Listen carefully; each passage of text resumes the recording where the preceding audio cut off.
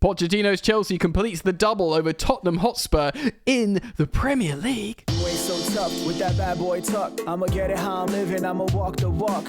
Outline my lines, I rap through thought. Would you Adam and Eve it, ladies and gentlemen? Welcome back to Football Therapy with me, your host Jan. I'm feeling good. 2 goals, 2-0, a clean sheet. A clean sheet. Chelsea have had... I was going to make a joke about Mia Khalifa in clean sheets, but hey, I'm not that guy. Oh my word, a clean sheet against that Tottenham attack with this Chelsea team. And context is required here, ladies and gents, because we are decimated with injuries. In fact, our injured starting 11 is substantially stronger than this starting 11, and we still got first team subs in our injured 14-man squad, which we don't have here. But we did it. We played well. We came up against adversity in the second half. We weathered the storm, scored the second goal, and a very, very, dare I say it, professional win from Pochettino's Chelsea. This was the hardest fixture left in the rest of the season. We passed it with flying colours. A 2-0, a clean sheet, multiple goals. Jackson scoring yet another goal. Cobham linking up to score that all-important opener.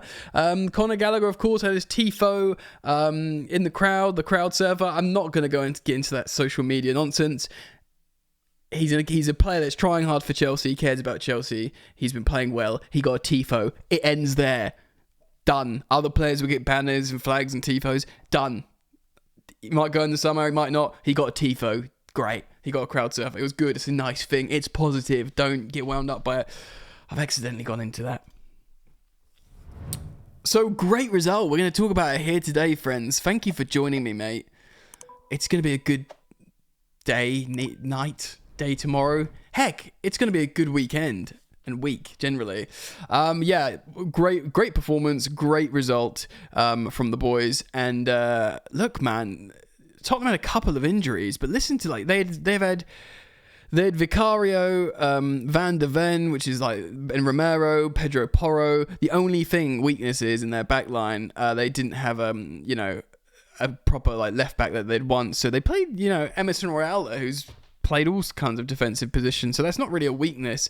In the midfield, they had Basuma and Pap Sarr, who's been amazing for them, and the players that featured in this game, they also brought on Højbjerg and Bentancur and Maddison, and Heung-min Son played, Kulusevski, of course, Brennan Johnson, who's been playing better. I said Richarlison, didn't I? Hill came on. Brian Hill, at least he's a senior player. We had none of those, bro. We had none of those. Our bench was just children. Our bench was fun. It was a joke, and not in a bad way. Look, they're good young players. We of course saw a debut from a Chimpong, the young right back who had a great moment for him. And, Cassidy came on as well. To be honest, everyone was speculating, the 2 players that are going to come on, Cassidy's the one, because he's the one Pochettino turns to sometimes. Won't start him, but he'll, closing minutes, because he's tall and probably can win the odd header. But we all thought maybe David Washington will come on if we're chasing it a little bit, or, whatever. But, no, it was Cassidy and the young right back, so obviously great for him. The starting lineup was as follows, and it's very interesting to talk about how we played in this game. Against, a very dangerous high-octane Tottenham side. We played with Petrovic in goal, who I've been giving a lot of heat recently. And it will take, pretty consistently excellent performances in the final 4 games for me to change my position on him and thinking we needed a first-team big boy goalkeeper. But him in net, Cucurella left back, Badiashile, Chalobah, and Alfie Gilchrist at right back, which is exactly to be honest, it is the lineup that everyone predicted because there was no other choice. Caicedo and Gallagher in midfield, Palmer in the 10, Madueke on the right, Mudryk on the left, and Jackson up front. Now, it's important to know actually how we played. So off the ball, it was a 4-4-2 with Jackson and Palmer up front pressing, and we had a bank of 4 behind. But in possession, and what worked so well, we just played without a left back because Cucurella, of course, in possession, is not even just inverting every now and again. He's just playing as a midfielder.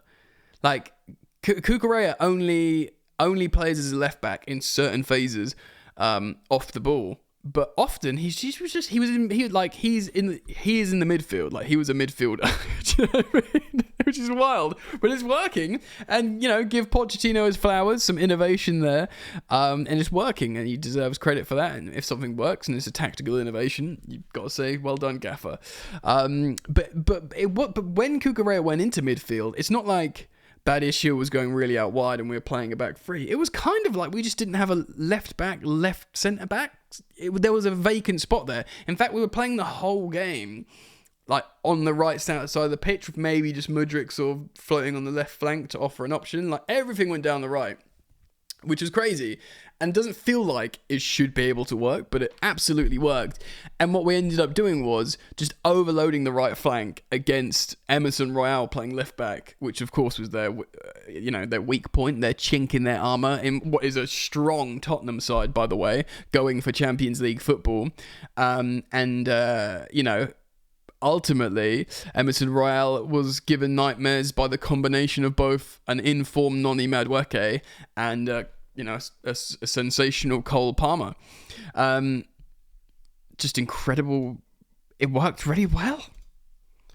So let's wind up how this game went. The first half we played really well, and of course we got the goal in the 24th minute. It's a set piece. Captain Tifo Conor Gallagher putting in a set piece delivery to Trevoh Chalobah at the far post, who hits it across goal. And I must say, from Trevoh Chalobah, it's an absolutely sensational header. Like, his body shape, how he opens up, where he puts it, the power he gets from his neck. It's a sensational goal. And you saw Antonio Rudiger liking the Chelsea post, of course, played of Chalobah, and has been recently talking about Chelsea quite fondly, Rudiger. He would have loved that, his little bro scoring a header for Chelsea against the foe, Tottenham. It's a great goal for Connor as well. We'll speak about player performances just shortly. And of course, VAR check this, right? They check Trevoh is offside, and then they check about the Cucurella blocking whoever it was, Son or whatever. Might not have been Son. But two things. Firstly, he's an absolute acre onside. Like, by the naked eye, it's like, well, obviously he's onside. He's so onside, it's like, what are you doing? And they spend way too long doing that. So apparently they're bringing in semi-automated offside soon, which we had in the World Cup. We have in the Champions League. It just works really well. You just see it immediately and it just gets it. It scans the players. It shows you the 3D models. Done. None of this drawing lines. How are we in this like archaic, like, old school, like, we are the richest club in the world, but we're just behind other leagues in officiating and with this technology. It's mad. So that was absolutely dumb, how it took so long to do the offside, and it would have been an incredibly soft goal. You had like the commentary team saying, yeah, it's fine, like it's a goal, and it takes so long to get to that. And I was really frustrated because I get VAR checks if there are really tight calls before we get this automated offside, and if there is like a much more controversial action, but that, just, why are you wasting everyone's time? And of course they still don't have any communication with the refs to the fans and viewers at large, whether it's at home or in the stadium. Very, very poor. So I wanted to say about that. I think it's absolute bull so-and-so. But a great goal from Chelsea. And ultimately we see out the half 1-0, and I do my half-time live show on Instagram at Football Yannick, if you want to hang out with me there. I say, like, do you think like we should have scored more there? Because we had way more shots. They had a couple of good chances, Tottenham, but nothing like us. We had way more attacking momentum, and we were playing much, much better. Ange Postecoglou looked like he was going to explode, how angry he was in the touchline. The most angry I've ever seen him. It's just who we are, mate. So I really think we should have capitalised. And because of how Tottenham came back against Arsenal in the second half, when they probably should have scored 3 to make it 3-3, I was worried. I was like, okay, the Tottenham are going to come out and do bits in the second half. And I said it. I was saying on Instagram, there's no way we're keeping the clean sheet. Because that back line, I look at that back line. Trevoh's great. I don't think Trevoh's like a Galactico centre-back, but he's always proven to be decent for Chelsea.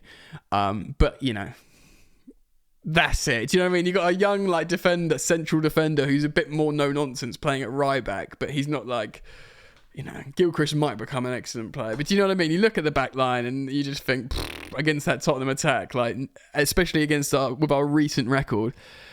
But I tell you what, we somehow did it. Of course, they come out the second half. They come out swinging, actually, and they make the 3 changes in the 63rd minute. They bring on Bentancur, Maddison, and Højbjerg. They pretty much just completely rebuild the midfield because we were playing through them, although they're already playing well in the second half. And kind of right up to our second goal, they were punching us. Like, I was like... But of course, we win a free kick just outside the area. 72nd minute. Cole Palmer delivers in a beautiful... Well, he doesn't deliver, but he puts in a free kick shot, hits the woodwork. It's a great attempt, by the way. And Jackson deserves all the credit here because he does what good strikers do, follows it up. Not only does he follow up and gets to the perfect, position and placement, but he looks where the goalkeeper is and absolutely buries it in the opposite side netting. Of course, there's defenders flying around as well, so he's not just ran in, just looked at the ball and just tried to head it towards goal. He's literally had like a moment of lucidity, like, oh, you're there, I'm going to put it there, bang. Excellent goal. Both headers were excellent, actually. Very, very pleased. And I'm happy for Jackson. If he can end the season strong, it's just going to be really good for us going into next season. Because even if we buy a striker, he's going to be really, really important next season. And we just don't know how good Jackson can be. Do you know what I mean? We see out the game, Mudryk comes off. Cassidy comes on for Mudryk, of course. And Cassidy actually plays left wing. He's a central attacking midfielder, kind of like a number 8. Maybe a number 10, but maybe a bit more of like a offensive 8. But he plays left wing, so interesting. Probably more defensive. Pochettino likes to bring him on because he's tall and strong.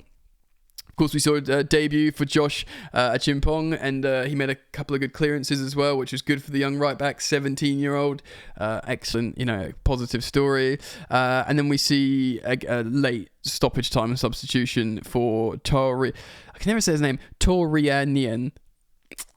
Yeah, that guy. Let's just call him Jimmy because it's his first name. But he's already made his debut, I believe. And he gets a couple of minutes for Nico Jackson. Gotta love it. And sensational scenes. And it left us feeling pretty good. At the end of the game, they had 61% possession, but that was fine. We sort of set off them. 16 shots apiece.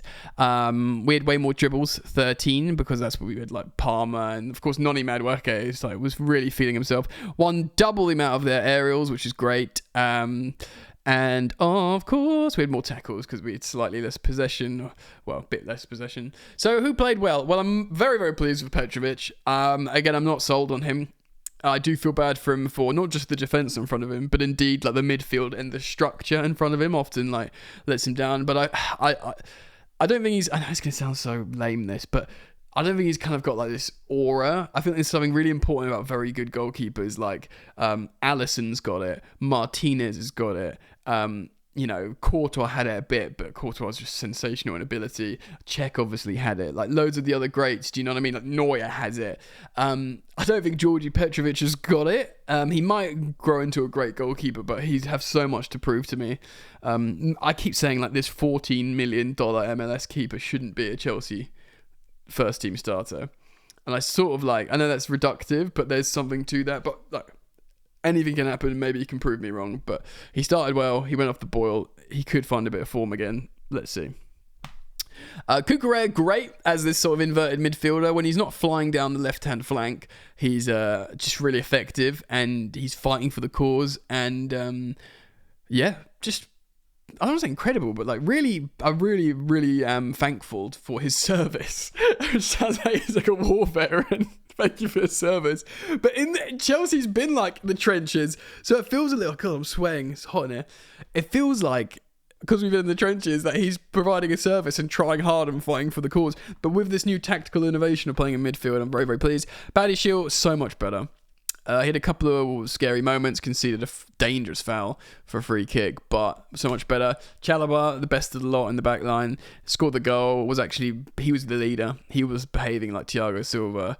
He got his Jehovah's Son celebration with the shirt underneath, which is nice. And yeah, Gilchrist as well, I mean, good.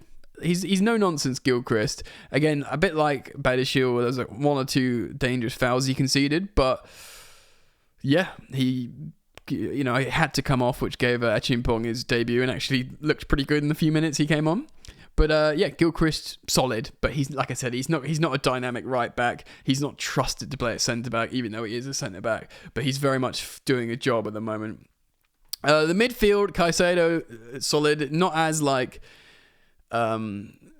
amazing as he looked at against like Everton and Aston Villa, but he was very good and is quietly just looking like an excellent midfielder that makes Chelsea play a lot better. Gallagher got the assist for the first goal, wore the captain's armband. For me, he was probably a top 3 performer in this side that played very, very well. Very pleased with Gallagher, high turnovers, playing everywhere. He makes Caicedo play better at the moment. I'm not condemning Enzo as this player that makes Caicedo worse, at least not until I see Enzo play with Caicedo again after he's not carrying a hernia. So let's give him a chance, Palmer good. He started slow. He picked up. He would have been frustrated. He didn't score. Of course, he hit the woodwork, which led to the Jackson goal, kind of giving him an FPL assist, but I don't think a real life assist. But he was influential. He had a couple of moments where you'd usually bank on him to do better, but still performed very well. Again, it's interesting because let's just quickly talk about the other guy, because I want to speak about Madueke at last. So let's talk about the other guys. Mudryk. The first half, he looked really dangerous in moments, but for me, Mudryk is just, it looks really, really dangerous. Every now and again, he makes a really good through ball on the inside for a runner. He's always available. He's fast, he's strong, he's good at dribbling, and then he'll do a bad, terrible pass out of nowhere, or a wayward shot, stick it in rosette out of nowhere, and then he'll fade completely out of the game. He's got all the raw materials to be great. I've said it a million times. He started well. He understandably came off when he faded out. Jackson, great. Very pleased with Jackson. I said how good his header was. He had a goal ruled out by the defender. It was cleared off the line by, Van der Ven, who's of course rapid. So Jackson's great. A very good performance from him in this game. Very pleased. Madueke, I think, was excellent. I think he was the most threatening attacker. He was really feeling himself against Emerson Royal. He's such an old school winger. He loves to get to the byline and cut back and dribble in. And, we're not seeing that from Mudryk. Mudryk kind of wants to just run and invert more. But, Noni will be like, I'm going to take the ball with me and go everywhere. Go right out wide, go right down the touchline, right to the byline, dribble back in or cut back. And defenders hate that. So he's really great. And I understand why Pochettino wants to use him. I'm still going to die on the hill. I think Palmer plays better when he plays in that position, but I understand why at the moment getting them both on the pitch is something that Pochettino wants to do. Cool. So I'm really, really happy. Great result. I feel good. The vibes. Let's just enjoy it. Let's not discuss Conor Gallagher's banner or Poch in or Poch out or these players. We've got a massive injury list and we've completed the double over Tottenham, scoring a bunch of goals, and it's just great fun. So let me know what you think. Thank you for joining me. Thank you for supporting the content as always. It means a lot to me. You're all welcome here. And hopefully see you back. Peace.